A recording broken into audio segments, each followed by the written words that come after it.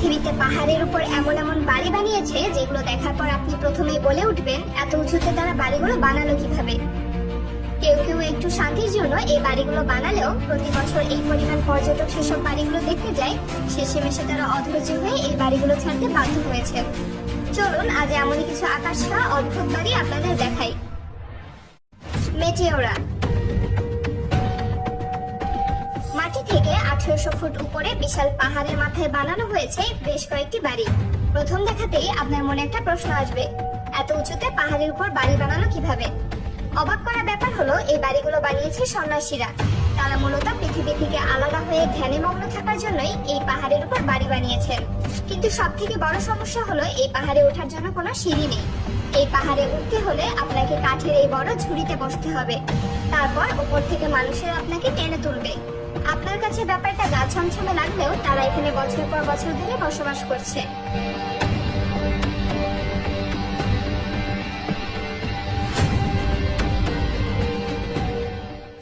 কাঠসি pillar. একটা মানুষ কতটা জেদি হলে মাটি থেকে 500 ফুট উপরে একটু শান্তিতে থাকার জন্য এই বাড়ি বানিয়ে ফেলতে পারে। আপনি হলে কখনোই এমন পাহাড়ের মাথায় বাড়ি বানাতেন না। এর প্রধান কারণ হলো এই পাহাড়টা একদম চিকন সোজা উপরে উঠে গিয়েছে।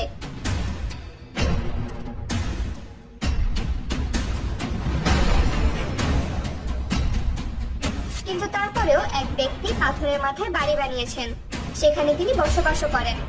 সব থেকে অবাক করা ব্যাপার হলো এখানে উঠতে হলে কোনো সিঁড়ি নেই, ঝুলন্ত দড়ি বেয়ে বেয়ে উপরে উঠতে হবে। সব থেকে আশ্চর্যের ব্যাপার হলো পৃথিবীতে এত বড় বড় ভূমিকম্প হলেও এই পাহাড় অক্ষত অবস্থায় এখনো দাঁড়িয়ে আছে।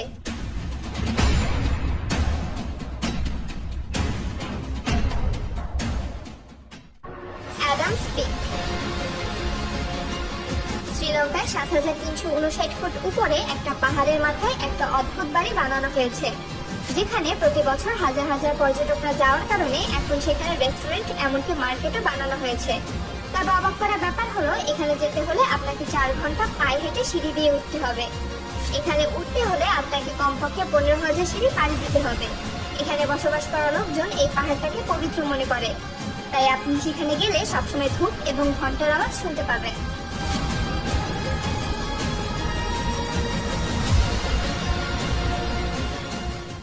Mount Copa. আপনি যদি কখনো মায়ানমারে যান তাহলে মাটি থেকে 1.5 কিলোমিটার উঁচুতে একটা বিশাল রাজকীয় মহল দেখতে পাবেন। এখানে যেতে হলে আপনার মন এবং পা দুটোই শক্তিশালী হতে হবে, কারণ এই মহলে যেতে হলে আপনাকে প্রায় 2500 সিঁড়ি বইতে হবে। মায়ানমারের জনগোষ্ঠীর কাছে এই মহল অনেক পবিত্র।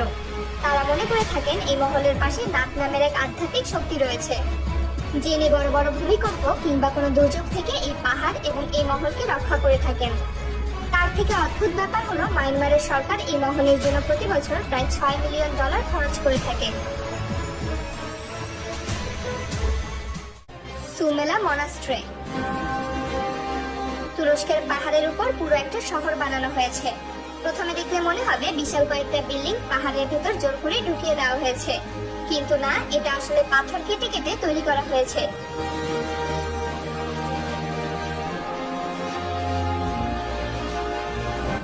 সব থেকে অবাক করার ব্যাপার হলো এই বিল্ডিং গুলো মাটি থেকে প্রায় 4000 ফুট উঁচুতে অবস্থিত এবং এই বাড়িগুলো তৈরি করা হয়েছে প্রায় 1600 বছর আগে। বর্তমানে তুরস্কের সরকার এই বাড়িগুলো রক্ষণাবেক্ষণের জন্য প্রচুর টাকা খরচ করে, কারণ প্রতি বছর প্রায় কয়েক লাখ মানুষ এই বাড়িগুলো দেখার জন্য সেখানে যায়।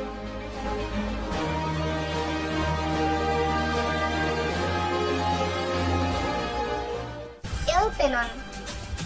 কলম্বিয়ার মাটি থেকে প্রায় 1200 ফুট উঁচু একটা অদ্ভুত পাহাড় রয়েছে। দূর থেকে দেখলে মনে হবে এই পাহাড়টাকে জিগজ্যাগ স্টাইলে সেলাই করে রাখা হয়েছে, কিন্তু আসলে এগুলো মূলত সিঁড়ি। এই সিঁড়ি দিয়ে পাহাড়ের মাথায় গেলে দারুণ একটা বাড়ি দেখতে পারবেন। শুরুতে এক ব্যক্তি রাগ করে পাহাড়ের উপরে এই বাড়ি বানিয়েছিলেন, ধীরে ধীরে এখন একটা টুরিস্ট স্পটে পরিণত হয়েছে। প্রতি বছর হাজার হাজার মানুষ এই বাড়িটা দেখার জন্য সেখানে যায়। সব থেকে অবাক করা ব্যাপার হলো এটা আস্ত একটা পাথর। স্থানীয়রা বিশ্বাস করেন এই পাথর মাটি ভেদ করে উপরে উঠে এসেছে, কারণ আশেপাশে কয়েক কিলোমিটারের মধ্যে কোনো পাহাড় বা কোনো পাথর নেই।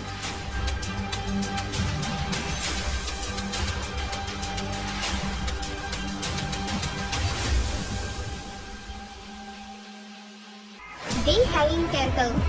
চীনের শানসি প্রদেশে 300 ফুট উঁচু একটা পাহাড়ের গায়ের সাথে এমন ভাবে কয়েকটা বিল্ডিং লেগে আছে, দেখলেই মনে হবে সেগুলো কোনো মতে সেখানে টিকে আছে। কিন্তু না, এই বাড়িগুলো এভাবে টিকে আছে প্রায় 400 বছর ধরে। সব থেকে অদ্ভুত ব্যাপার হলো এই বাড়িগুলো পাহাড়ের সাথে মাত্র কয়েকটা কাঠের পিলারের উপর দাঁড়িয়ে আছে। এখানে প্রায় 30 জন মানুষ বসবাস করে। তাছাড়া প্রতি বছর কয়েক হাজার পর্যটক এইসব বাড়িতে যায় শুধুমাত্র একবার রাত কাটানোর জন্য। এখানে যেতে হলে প্রায় 1 ঘন্টা ধরে পাহাড় বেয়ে তারপর সেখানে পৌঁছাতে হবে।